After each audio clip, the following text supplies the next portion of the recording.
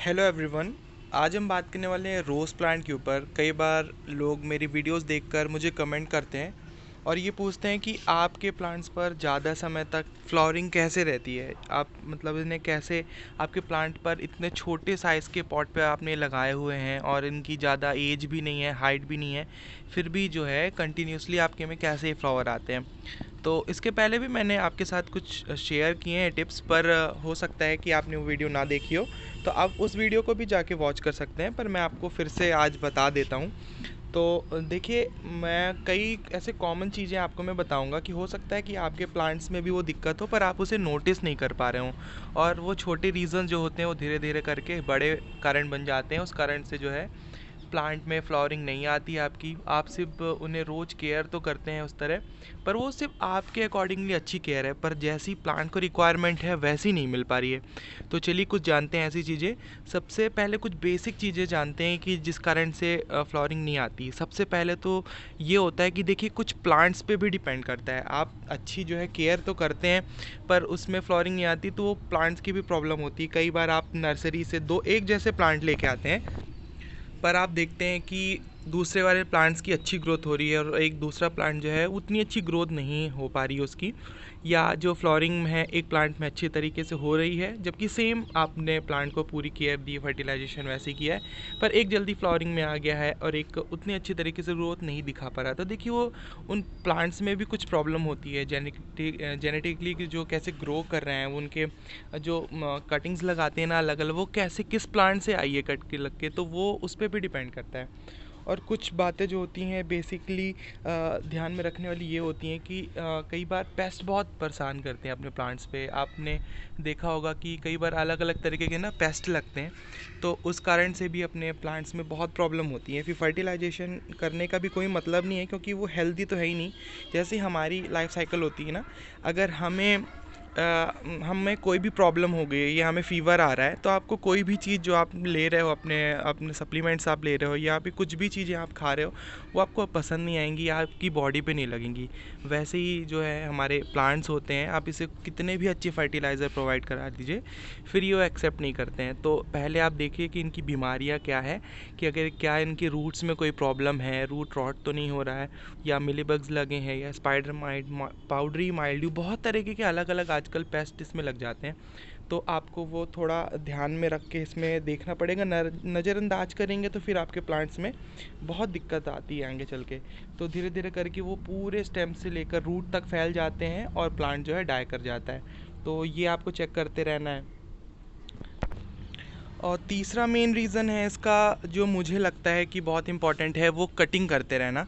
Cutting कैसे करना है, हार्ड प्रून और सॉफ्ट प्रून दो तरह के होते हैं। तो सॉफ्ट प्रून तो ऐसा है कि भाई जैसे अब ना, ये हमारे पास अभी रोज़ आप देख रहे हैं और ये अगर अभी स्पेंट होने लगेगा, अगर मैं इसे तोड़ना चाहूँगा तो मैं इसे फिर जो है, ये 3 लीव्स आप देख रहे हैं ना, ये यहाँ पे आप देखिए 1, 2 एंड 3, इसके नीचे वाली जो ये रहती है ना 3 पत्तियाँ, आप ये देखिए, तो ये इसके नीचे से मैं कट करूँगा।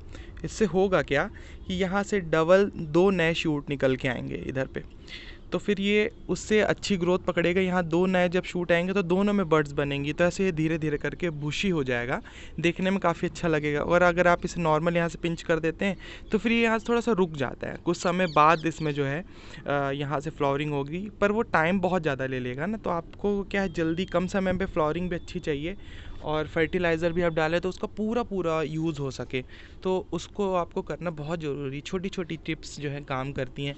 फिर एक और प्रॉब्लम होती है, एरिएशन नहीं हो पाती कई बार। अभी आप देख सकते हैं ना, यहाँ पे आप ये जो सॉइल मिक्सचर देख रहे होंगे, ये एकदम आपको बंधा दिख रहा होगा, है ना। तो ये कई बार आपने, जैसे मेरे प्लांट्स में भी आप देख रहे हैं, मैंने अभी कुछ दिन पहले तो इसकी गुड़ाई की हुई है। देखिए कितनी सॉफ्ट है मेरा, यहाँ पे देखिए सॉइल मिक्सचर एकदम सॉफ्ट है, ये देखिए। तो मैंने इसकी क्या है, गुड़ाई करता रहता हूँ बीच बीच पे, तो इसकी एरिएशन बहुत अच्छी होती रहती है। तो जब प्लांट्स की रूट को एयर अच्छी मिलती है तो वो जल्दी से जो है, फर्टिलाइज़र आप जो लिक्विड देते हैं या उनमें धूप जो पड़ती है, उस कारण से वो अच्छे तरीके से ग्रो कर पाता है, अच्छा फूड बनाता है प्लांट्स को। तो देखिए बेसिकली जब आप ना रूट्स में अच्छा काम करते हैं, जैसे फर्टिलाइज़र की मैं बात करता हूँ, जब उसे नीचे से मिल रहा है तो पूरे प्लांट्स पे प्रोवाइड करता है नीचे से ऊपर तक। तो वो भी काफ़ी अच्छे तरीके से वर्क करता है। तो ये बीच बीच में आप थोड़ा सा इसकी ऐसे गुड़ाई करते रहा करें, तो ये बहुत अच्छा है। फिर बेसिक हम फर्टिलाइज़र तो डालते ही हैं। फर्टिलाइज़र भी आप जो है कई तरीके के आजकल तो रेडी बिल्कुल वो आते हैं, रोज़ फूड करके आता है, आप उसे ला के डाल सकते हैं। एक एक प्लांट पे 1 स्पून आप डाल दीजिए थोड़ा सा गुड़ाई करके, तो वो बहुत अच्छी तरीके से जो है आपके प्लांट्स को, वो उसमें कंप्लीट न्यूट्रिशन होता है इसका, जितने भी चीज़ें इसमें चाहिए होती हैं तो उसमें आपको कंप्लीट वो पैकेज मिल जाता है, तो आप वो ला के डाल सकते हैं। अगर अब आपको इंडिविजुअल चीज़ें डालनी हैं तो आप बॉन मील वगैरह डालिए, इसमें बहुत अच्छा काम करता है। सीवीड एक्सट्रैक्ट डालिए, और जो चाय पत्ती होती है, मैं घर पे आपको कितनी बार बताया हूँ कि आप उससे बना लिया करिए, बहुत अच्छा है। घर में होममेड फर्टिलाइज़र है। चाय पत्ती जब आपकी यूज़ हो जाए उसे थोड़ा सा धो लीजिए पानी में, नल पे, टैप वाटर पे, फिर उसे आप थोड़ा सा ड्राई कर लीजिए। सन ड्राई करेंगे तो उसमें चींटियाँ नहीं लगेंगी, जो चीनी वगैरह होती है ना वो निकल जाएगी। तो उससे बहुत अच्छा आपका जो प्लांट में नाइट्रोजन, फास्फोरस और पोटास तीनों चीज़ मिल जाएगी। तो वो आपके प्लांट्स में बहुत ही अच्छा रिजल्ट देखने के लिए मिलेगा आपको उसको। तो जो पोटास डालते हैं, कई बार आपने अच्छे फर्टिलाइज़र दिया पर पोटास की कमी के कारण भी उसमें फ्लॉरिंग नहीं हो पाती है। तो बड़ी अगर फ्लॉरिंग चाहिए अच्छी हैवी, जैसे आप देख पा रहे हैं, तो वैसी उसको लेने के लिए आप उसका यूज़ कीजिए, पोटास आप अप्लाई कीजिए। और नेचुरली तो मैंने आपको बताया है, आप उसको डालिए टी फर्टिलाइज़र को, तो उससे बहुत अच्छा होता है। ड्राई टी फर्टिलाइज़र कैसे बनाना होता है वो चाहे मैं आपको डिस्क्रिप्शन में दे दूँगा, वीडियो के एंड पे आप देखिएगा, वहाँ पे आपको मिल जाएगी वीडियो, तो आप उसे भी देखिए। मैंने पहले भी बना के डाली हुई है। तो रोज़ के जो है लवर्स बहुत हैं मेरे साथ, कमेंट्स पे पूछते हैं मुझे, इसलिए मैं आपके लिए फिर से ये डेडिकेटेड वीडियो बना रहा हूँ। तो आप हो सकता है कि आपको ये जो वीडियो मैं बना रहा हूँ इससे आपको बहुत हेल्प होगी। अगर आपका और भी कुछ क्वेश्चन होता है तो आप मुझे अभी भी पूछ सकते हैं कमेंट पर मुझे लगता है कि ये सारी जो चीज़ें आपकी फुलफ़िल हो जाएंगी। देखिए टाइगर रोज़ है, कितना प्यारा है। अभी क्या है ना कि थोड़ा सा गर्मियाँ फिर से पड़ना स्टार्ट हो गई, अभी रेनी सीज़न तो चल रहा है पर कई बार मौसम के भी कारण ना हो जाता है। देखिए अभी मौसम ऐसा है कि बीच में कभी कभी ठंडक हो जाती है और कभी जो है एकदम से धूप बढ़ जाती है। उस कारण से ना प्लांट्स को बहुत प्रॉब्लम होती है, जैसे हम ह्यूमंस को बहुत प्रॉब्लम होती है, समझ में नहीं आता है। उस कारण से कई बार बीमारियां भी काफ़ी बढ़ जाती हैं ना, तो वैसा प्लांट्स में भी होता है। तो इनको ये भी समझ के चलिए कि हमेशा ही फ्लावरिंग नहीं करेंगे, थोड़ा सा इनको रेस्ट पीरियड भी चाहिए होता है, इनका डोरमेंसी भी होती है। तो आप उसको भी ख्याल रखेंगे तो प्लांट आपका बहुत अच्छी तरीके से चलेगा।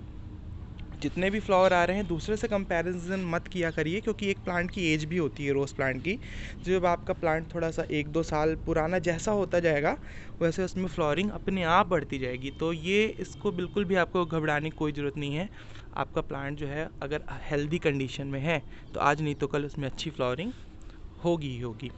तो आई होप मैंने सारे जो है डाउट इसमें आपके कवर कर दिए होंगे, और कुछ भी रह जाता है तो आप मुझे कमेंट में पूछ सकते हैं, मैं उसको भी आपकी जो क्वेरी को सॉल्व करने की पूरी कोशिश करूँगा। Thank you for watching.